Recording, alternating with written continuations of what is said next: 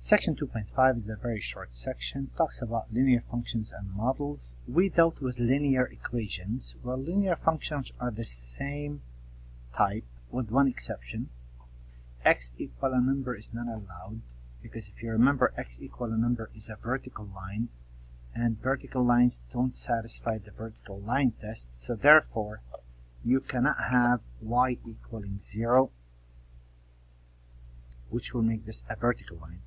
That's the only difference. The same idea. If you have y equal mx plus b, if you remember, this is the y-intercept, and this is the slope of the line, and guess what's another word for slope? Rate of change. So if it's a linear equation, well, guess what? That's all we have to do. So what's a linear equation? It's when the power and the variables equal exactly 1. No two variables are multiplied or divided. And what's so special about a linear equation? The graph of a linear equation is the only graph that's represented by a straight line. And to sketch the graph of any line, what I need is 2 points. Connect them with a ruler, you're done. So if you look at the example 1, it says sketch the graph of the linear equation by making a table of values, then find the slope of the line, find the rate of the change. Find the rate of change. Well, let's see. If I want to make a table, and since I know that already, to sketch a graph of a line, I only need 2 points. Well, I'm going to do this 2 ways, really. The graphing part. First part, I'm going to do, well, we pick points. If I let x equal 0 and x equal 1, that will work. A 0 in there will get you a -1. A 1 in there will give you a 2. And if I want to sketch a graph, well, I could just plot those 2 points since I know this is a linear equation. 0, -1, that's 1 point. And 1, 2, that's another point. Connect those with a straight edge. There's my line, I'm done. Another way of sketching a graph is to use the slope and the y-intercept. This y-intercept is -1. So I start at y equal -1. And the slope is 3 over 1. So remember, positive you go up, negative you come down. Positive you go to the right, negative you go to the left. So this is rise over 1 if you remember back in the days. I rise 3 units, I run 1 unit, connect this with a straight edge, and there it is. So that answers the slope. And what's the rate of change? The rate of change is the slope. There it is. The second problem, I'm going to start this backwards, meaning I'm going to sketch a graph of that first. Then I'm going to make a table to show you that there's really no need for you to do that. You could do this in any order you want. This is nothing more than a straight line, except vertical lines are not allowed. Well, let's see.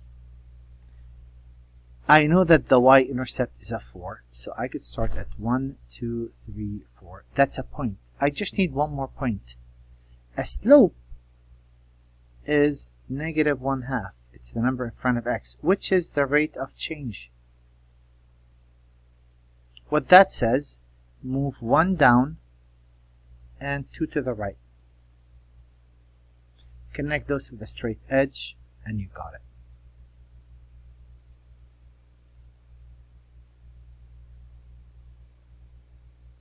There's my line. Somebody might say, wait, I am going to start at this point, but I'm going to take the slope to be 1 over -2. I'm going to rise 1 and run 2 to the left. Well, that's all good. It doesn't matter. Now if I want to make a table of points, well, I could. I'm going to choose x equals 0 and x equal 1. Well, if I put a 0 in there, I'll get a 4. If I put a 1 in there, I'll get 4 minus 1/2 all over 2, that is 8, that's 7/2, 3.5. So 0, 4 is right there.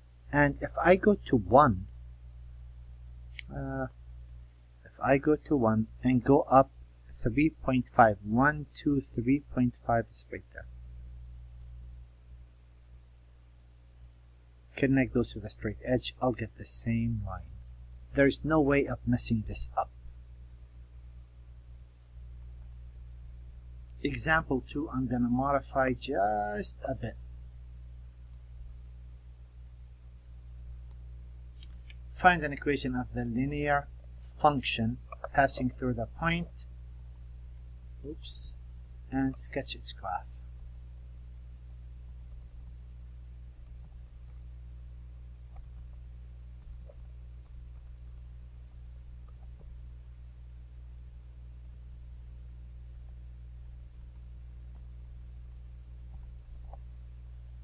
What is the rate of change? And that's pretty much all there is in this section. It's a good review of our algebra. Let me hide this because that kind of throws students off. Well, let's see. To find an equation of a line, I need a point. I have two of them. I'm going to take the first one. It doesn't matter which one you take. And I need a slope. But I'm not given a slope. Given 2 points, do I know to find the slope? Well, that's y2 minus y1 over x2 minus x1. The slope is really 4 minus 3 over 3 minus 1. The slope is 1/2. So notice how people read this. Some people write that as 0.5 over 1. Well, let's think about that and clarify that. Those two are saying the same thing. Those two are saying for every 1 unit I give 2, or for every half a unit I give 1, which is identical. The ratio is the same. Now, how do you graph? Well, I really don't need much to graph, because if I just plot those points, 1, 3, 1, 1, 2, 3, and 3, 4, 1, 2, 3, 1, 2, 3, 4. Connect those with a straight edge. And here's my line. That simple. Find an equation of a line. I would use the traditional y equal mx plus b, or y minus y1 equal m into x minus x1, whatever you like. Y equal, I get the slope to be 1/2. And to find b, I would pick either point. Let's say that one. It doesn't really matter. Y equal a 3. When x equals, when x equals a 1.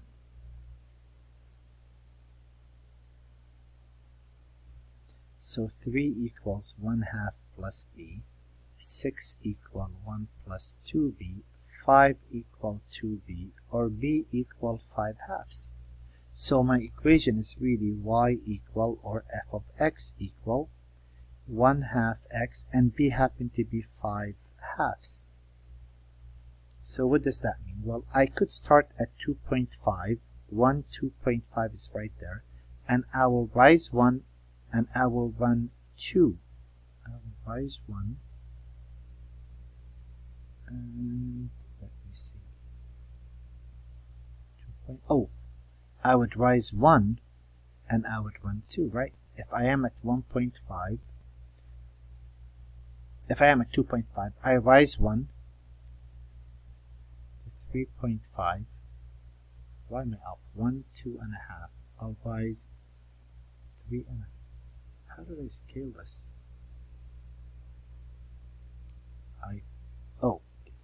This is 2.5. I go up 1 up and 2 to the right. And I connect those, and obviously I'm going to get the same line. My scale is slightly off. And that's pretty much all there is for this section.